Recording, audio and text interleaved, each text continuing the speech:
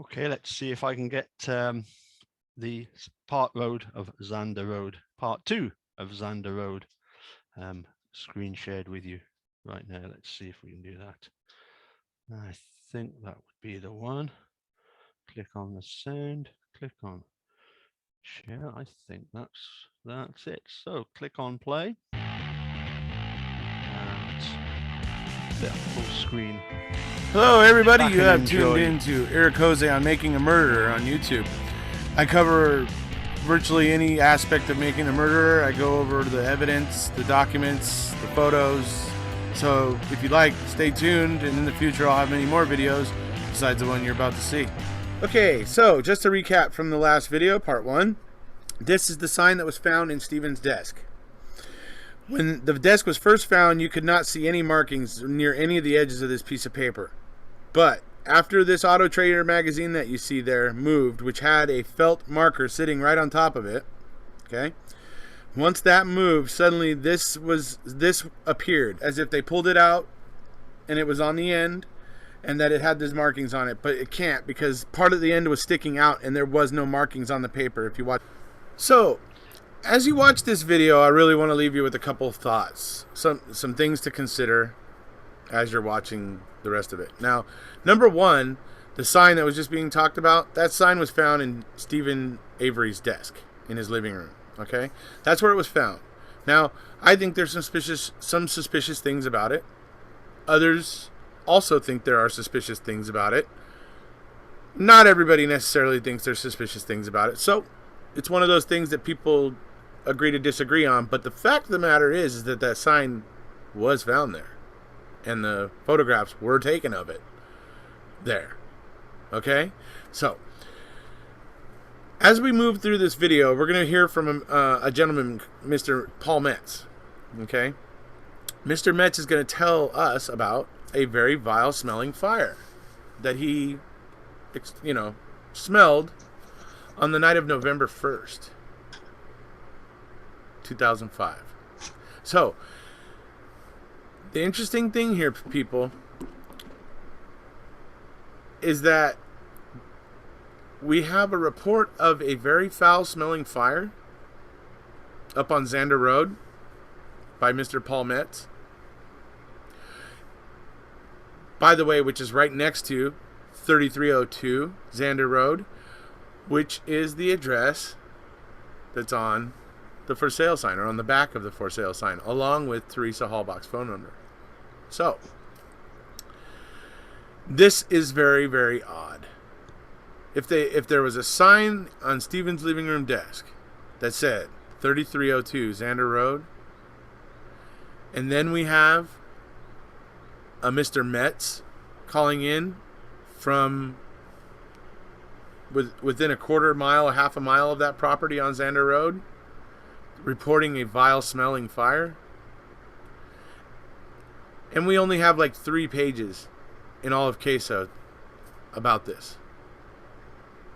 Where is the investigation? Seriously. You have your suspect, who you've claimed was your suspect because he was so guilty, with a sign that had that address and Teresa Hallbach's phone number in his desk. You get a report of a foul-smelling fire from very, very nearby that address, and there is virtually no investigation of it. So, that is the first thing we think about while we're watching this video. That's the first thing you got to ask yourself while I'm going through all this information. How does this not get investigated? Why does it not get investigated? Just head scratchers, but just think about that as you're listening to the information in this video. Now, in this video, there's going to be a lot of things talked about. I'm going to dispute Mr. Metz and which way he says that the wind was blowing. The way he states the wind is blowing and how it doesn't make sense the way that his cows ran away from the smoke doesn't make sense if the wind was blowing the way that he suggests. So you're going to see a lot of information here in this video, but the whole time you need to be asking yourself, how did this not get investigated? Why did it not get investigated? And also, you got to wonder, is there a reason why this didn't get reported? Because this is the only vile-smelling fire. This is only a count of a vile-smelling fire that we have anywhere around that period of, or October 31st to November 3rd of 2005. This is the only account we have. It's my belief that 3302 Zander Road is where the cremains were burnt. That's my opinion at this point, because that is the only place where we have an account of a fire that was vile smelling enough that it could have been that. That it would, because that was the one thing. Everybody talks about these fires at Avery Salvage or whatever. Got people that don't even live there talking about seeing the fires and how high they were and all that, but nobody reports a smell. How do you explain that? So, that's what we're basically looking at here. Moving into this video, those are just some of the things that I want you to be thinking about while all this information is coming out. So anyways, we'll move into it, and I'll jump back in here periodically before the end of the video. Mr. Metz, who I talked about in the first video. On 11/15/05, investigations received a note from Captain Rush indicating that he had received an overnight voicemail from Paul Metz. The note indicates that on that night of 11/1/05, he heard a big whoosh and thought it was a power company problem. On 11/18/05, I, Dettering, did leave a voicemail for Mr. Metz's machine and advised him to contact me on my cell phone. On 11/18 at 15:43 hours, I did receive a phone call from the following subject regarding this matter. Paul J. Metz. Metz indicated he has property of approximately 4 1/2 miles due north of Avery's auto salvage yard. He indicated that on 11/1/05 at approximately 17:30 hours, he had been feeding cattle on his property. He stated he heard a loud whoosh and indicated it reminded him of incidents where he had poured gasoline or other highly volatile substances onto a fire. Metz stated that approximately 10 minutes later he smelled something that was similar to wires burning. However, he indicated the smell was not that, but he was unable to describe it, but stated it was very vile smell. He stated the cows had gotten very spooked and he could not get the cows back under control and they had damaged fences. Metz stated he had been in contact with WPS that evening, which is the power company, and there were no problems with the power outages. He stated the wind was blowing out of the south or southwest, which I disagree with and which the weather in the area disagrees with at the time. He indicated his property is located at the intersection of Yambo Creek and Zander Road. He advised me he's usually at the property should I choose to speak with him further. Investigation continues. Live streaming can be tricky, and sometimes trying to find the right software to... Okay, so real quick here, just want to say a few things. Mr. Metz is trying to say that the wind was coming from the south or the southwest. Basically blowing into the north or the northeast, right? Okay. Number one, Avery Salvage is due south from him. I mean, straight south. Dead on almost. Maybe 1/16 of a mile west, but literally almost due south. Okay, so also Avery Salvage is 4.5 miles away, and you're going to see here that Mr. Metz clearly tries to assert that this smoke and stuff came from Avery Salvage. Okay, so just wanted to point that out. Now we move into the actual interview of Mr. Metz, where they actually go and meet with him. So on Sunday, 11/20/05 at 14:51 hours, I, Dettering, did meet with Paul Metz, previously mentioned in this report, and at his property just west of the intersection of Yambo Creek Road and Zander Road. I had spoken with Metz by telephone about the whoosh from the area of the Avery property. He states that as the crow flies, his property is approximately 4.5 miles from the Averys, and he heard a whoosh. I asked him how he is certain that he heard the whoosh on 11/1/05. He stated he was positive it was 11/1/05 as it was the day after Halloween. Metz indicated between 1700 and 1800 hours, all of his cattle were lined up along a fence line at the southern edge of his property near the road. He stated the air was really heavy that day and that there was a breeze out of the south. He stated he heard a whoosh off in the distance and after a few minutes smelled an odor similar to burning wires. He stated he is self-employed as a commercial electrician and is familiar with burning wires. He stated while the odor was similar to burning wires, it was something different than burning wires. He stated he began to detect the odor of very faintly approximately 5 minutes after the whoosh. He stated his cattle were bothered by the smell to the point of knocking down fences in order to try and get away. He stated he did not see any actual smoke due to the fact that it was dark or almost dark. Metz stated he got in his four-wheeler in an attempt to get his cattle back under control. He stated he got close to Zander Road, traveling east from his property, and the smell got stronger. Metz stated he subsequently had a relative contact with Kewanee nuclear plant, but learned they were not online at all that day. He stated WPS was also called within 1 hour of the odor being detected. However, they reported no outage in the area. He stated WPS was actually contacted by his uncle. Anyways, at 2:55 p.m., Paul Metz did provide me with the following written statement. Okay, so skipping a little bit here to the top of this page, I smelled something like wires burning. At this point, all of the cattle ran to the northeast of the property, going through the fences and knocking down the fences at the northeast edge of the property. I just want to point that out. I think it's important, especially when I get to talking about wind direction that day and stuff here. What the Weather Service says that contradicts with what he says, along with the statement about the cattle. Anyways, so, and along with wind speed too. So, this statement is signed by Paul J. Metz. He cleared, Dettering cleared the Metz property to 1511 hours. He then, instead of heading east on Zander Road, which is where he said the smell was getting stronger, Metz said the smell was getting stronger when he was on his golf cart or whatever, he doesn't. He goes 0.2 miles east on Zander and then makes a right onto Yambo Creek Road and goes south to straight to the Avery property. The Avery property was 4.5 miles away from that property. Okay, so you see Mr. Metz there trying to point towards Avery Salvage. Okay, so now what you're going to see what the direction that Mr. Metz felt that the wind was going. We're going to find out what direction that the Weather Service says the wind was going. And then we're gonna just kind of analyze it a bit and analyze his statements, where his cows, were going, where in fact would have been the clearer air for the cows on the property, and that sort of stuff here. Now, keep in mind, this is all just me doing what little investigation I can because it wasn't done. Okay, this is me just collecting and throwing up what I can see as odd, because obviously, like I said, what is it, like 3 pages in queso that even like reference this? So that's all this is, folks. This is just me going through the information that I've been able to collect about this and pointing out everything that I just think is so odd about it. So here we go. We'll start moving into wind speeds and wind directions and the cows and all that stuff.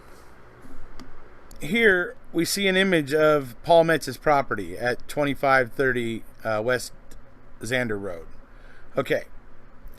You see what this is saying here. It's talking about what the weather report is for that day and what was really happening there according to the Weather Service. That there was a wind speed of 8 miles an hour. Okay?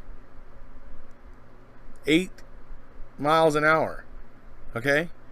That means it would have taken at least 50 minutes or so for the smell to travel from Avery Salvage to this property, about 4.5 miles. I mean, it would have taken a lot longer than 5 or 10 minutes. And and seriously, dude, there's no way he's hearing the whoosh from 4.5 miles away.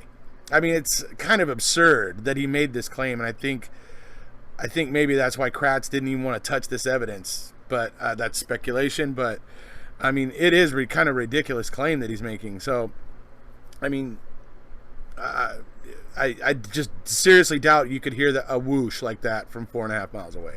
So, anyways, so we also see that the wind was blowing from a west in a northern direction to the southeast.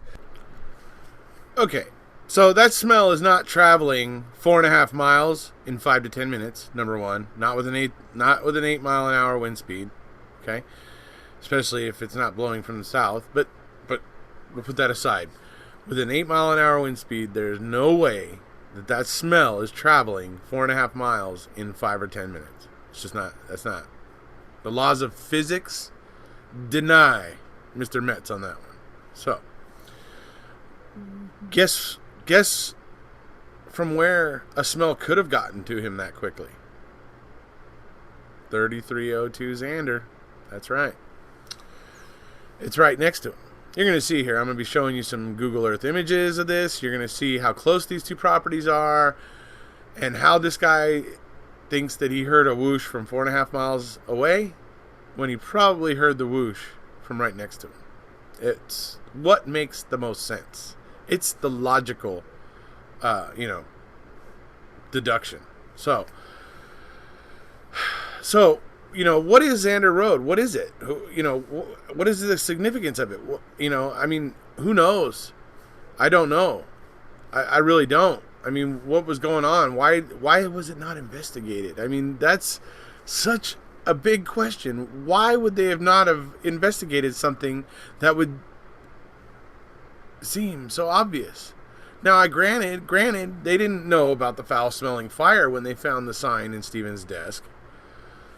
But they had to have found out that was Teresa's phone number eventually, and that must have, pricked their, awareness and made them go, wow, Teresa's phone number's on there? Okay.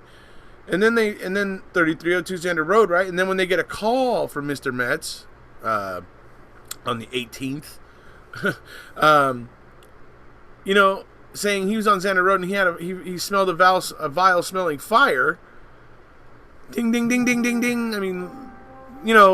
Light bulbs should have been going off. Sirens should have been going off. Oh yeah, what about that sign? What about the truth train? That didn't happen. It just you gotta. I'm left wondering why. Why didn't it happen? Okay, that's really my main thing here. Is you have something that would seem to point so clearly, and then you have a vile smelling fire in that same place. What if it just happens to be the site of, wherever the original killer maybe took her, or something like that, or maybe this was a site after Teresa was found, that this was a site that they were setting up and planning to put, to have that sign somewhere in Stephen's trailer to point to 3302 Zander Road, and therefore the sign in his desk would then point to 3302 Zander Road, where all the evidence would have been, and then that would have incriminated him. So I'm not saying that is what happened here, but what I'm saying is that it's damn odd that it didn't get investigated, and so it leads you to believe what were they afraid of? What was wrong? Why were they not investigating this lead? So, that's basically all I'm pointing out here. So we're going to get into some Google Earth images here. You're going to see how close these two properties are. You're also going to find out the reason why this property would have been a prime property for them to set up as a planting, as a place to plant, because it was unoccupied. There was nobody there. It was perfect for them to be able to move with very little questions and conduct whatever business they were conducting with very little questions, especially when you see the size of the property here. They had a lot of operating room, and there's a few reasons why. Okay, maybe it was a planting property, and then when you add that maybe this was a setup, and then maybe that's what that statement means that they make on Saturday morning, the morning right before the RAV4 is found. You hear them, there's that call to dispatch, or there's those deputies talking, it's Mark Wiegert telling somebody from Manitowoc County Sheriff's Department that there's been a change of plans, and maybe this was it. Maybe they had originally set up this site and have a sign point to it to frame Stephen, or maybe when Stephen decided to leave and go to Crivets and be in Crivets for the weekend, maybe that's when they decided, oh wait guys, hey, why don't we just move it right onto his doorstep since there's nobody there? Why don't we just move it right on that? That's really incriminating, right? So it's a possibility. Just throwing it out there, because it would explain why they didn't want to investigate it. So, anyways, we'll move into the next bit now about the property being unoccupied. We'll let you see all the Google Earth images, and you can check this out for yourself. This is the record that it was sold on March 31st of 2006. Brendan's confession, they got everything they needed. Brendan's confession, which they felt helped them seal the deal with the whole case with Teresa Hallback, the death of Teresa Hallback and Avery as the culprit. They felt like they had it all wrapped up. So, hey, by March 31st, they didn't need this property anymore. So whoever could just go sell it or whatever. I mean, so, but whether you think it's significant or not, the fact of the matter is, yes, the property was unoccupied up until March 31st of 2006. Okay, just to reiterate here. So, Mr. Metz claims that the wind was coming from this direction. Okay, I just want to say that. Look at the way it's going across his property. This is the northeastern edge of his property right here. Okay, and he's claiming that the wind was coming like this. Okay, in a south and an east, in the north and an east direction, or from the southwest. So, if that's true, why are the cows going here? The smell would have been better here if it was blowing from the south, if it was blowing in the way that he's suggesting. So it makes no sense that they would have gone here instead of here, because the smell would have been dissipating here quicker than it would have here. So just wanted to point that out. So that's why I have so much trouble with his statement about it being from the southwest. And also the Weather Service says it was blowing in this direction. Okay? Now that makes sense, because it would be blowing in a direction to blow it down and away from this edge of the property. The wind would be coming like this. Right? So this would be the furthest point from the west, and it would be the closest point to the north, which was, if you go the north, it was clear, or clearer, I should say, because if the wind was blowing this way, it was going to be blowing the smell or whatever and everything in a direction like this, so it would dissipate on this edge quicker. So just wanted to point that out. That's why his statement doesn't really make much sense, and it makes more sense that he heard a whoosh or something from over in this direction, maybe about within a mile or 1.5 miles. Okay, folks, so this is it. That there where the mouse is, that's 3302 Zander Road. You can see it's pretty much far away from anything and, secluded. Now where the mouse is, that's Paul Metz's property. Okay? So they are literally right next to each other. There's just a significantly thick wood in between the two of them. So yeah, this is really makes more sense that the fire came from right here, that the smell came from right here. So this is the spot. This obviously that's Paul Metz's property over there, but on the left there you can see that is obviously probably where the smell was coming from. It's it makes the most sense, because the wind was coming from that direction, according to the Weather Service. I don't really believe Mr. Metz and his assessment of the wind direction that day. But I do believe his cows freaked out. I do believe he smelled something. And I believe he heard a whoosh. I just don't believe he heard that whoosh from 4.5 miles away. Okay, folks, so that's about it here from Zander Road. All I can say is it's fishy. There's something really, really strange about why they didn't investigate, how this didn't get investigated. Their prime suspect has something in his desk that points right to it. Somebody close to it ends up reporting a very vile smelling fire. And we got nothing. We got nothing. So that's the big takeaway here, folks. In my opinion, the big takeaway here is the fact that it wasn't investigated. They're so sure Avery is guilty, but yet they don't investigate that lead. From what we can see, warranted at least more investigation, right? Where is it? Yeah. So that's it, folks. Hope you enjoyed it. And we'll see you next time. If you haven't already, please hit subscribe.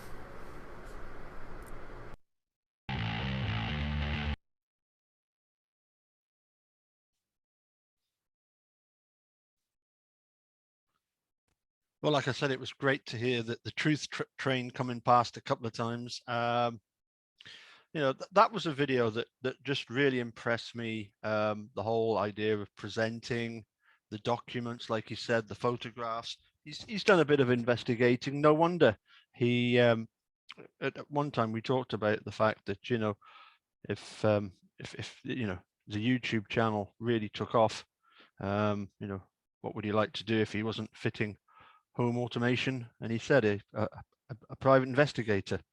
I think it's pretty obvious he would have made a very good private investigator. Anyway, I must dash. I'm looking forward to doing a chat on Zoom with the one and only Texas Two Counters, aka Walter, known as Mr. Travis Williamson Esquire. So I'm going to crack on with that, and then I'll pop this up later on today, and hopefully the one with Travis as well, for you to watch later on today. Okay, see you all again soon. Take care. Bye for now.